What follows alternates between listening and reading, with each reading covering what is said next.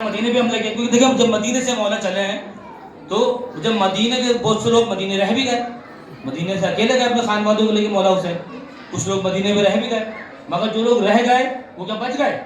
یہ بچے نہیں۔ یزید نے مدینے کو بھی پامال کیا، یزید نے مکے پہ بھی حملہ کیا، دونوں جگہ حملہ کیا، مکے پہ حملہ کیا اور عبداللہ ابن زبیر کو قتل کیا اور قتل کر کے لٹکا دیا عبداللہ ابن زبیر کو۔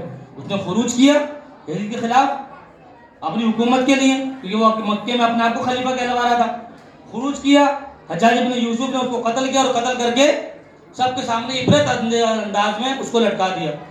اس دوران انہوں نے عبداللہ ابن عمر نے عبداللہ ابن زبیر کا لٹکا ہوا لاشا دیکھا، جب لٹکا ہوا لاشا دیکھا تو پریشان ہوئے، فوراً دوڑتے ہوئے گئے دارالامارہ۔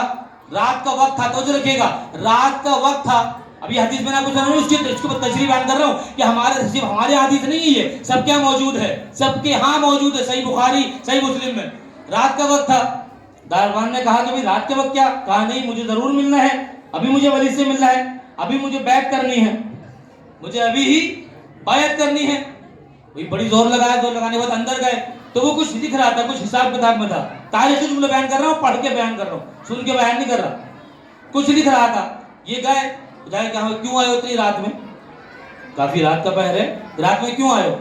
کہا رسول کی حدیث میں نے سنی کہ جو بھی مر گیا اور اپنے زمانے کے وقت کی امام کو نہ پہچانا تو گویا جاہلیت کی موت مرا، تو میں نہیں چاہتا کہ اپنے وقت کے امام کی بیعت کے بغیر مر جاؤں۔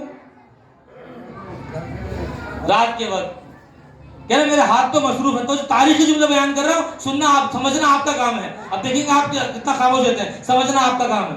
عجیب جملہ کہا اس نے، اپنا ہاتھ تو مصروف تھے، اس کے کاروباری کام کر رہا تھا، کچھ انتظام وغیرہ لکھ رہا تھا۔ کہا کہ میرے جسم کے کسی بھی حصے پہ ہاتھ رکھ لے، اللہ اکبر اللہ اکبر، میرے جسم کے کسی بھی حصے پہ ہاتھ رکھ لے اور بیعت کر لے۔ کہا میں یہاں بیعت کرنے آیا ہوں اور آپ جو یہ بات کر رہے ہیں، کہا بیعت کرنے کیوں آیا ہے؟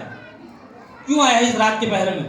تو اس نے حدیث پڑھی یہ والی کہ رسول خدا نے فرمایا ہے، کیا فرمایا رسول خدا نے؟ کہ ماتا، اگر کوئی مر جائے ولم یعرف امام زمانہ ہی، اور اپنے وقت کے امام کی پہچان نہ ہو تو ماتا میتۃ جاہلیہ، تو جاہلیت کی موت مرا۔ کہا اچھا ایسا ہے، صحیح ایسا ہے۔ تو اس نے تاریخ کے جملے ہیں، اس نے اپنے پیروں کو آگے بڑھایا۔ اللہ اکبر اللہ اکبر۔ دیکھیں جب اگر علی سے دوری ہو جائے، اگر اہل بیت سے دوری ہو جائے تو پھر ضلالت گھیر لیتی ہے۔ اگر علی سے دوری ہو جائے تو اس نے پیروں کو بڑھایا، تاریخ کے جملے ہیں، اس نے پیروں پہ ہاتھ رکھ کے بیعت کی، پیروں پہ ہاتھ رکھ کے بیعت کری۔ کہا کہ مجھے معلوم ہے تو کیوں بیعت کر رہا ہے؟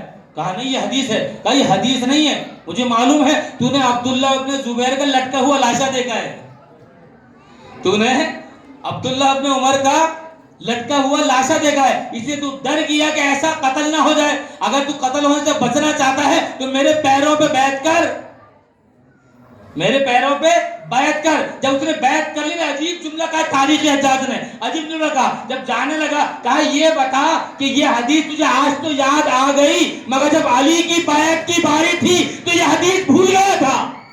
صلوات پڑھے محمد علی محمد پر۔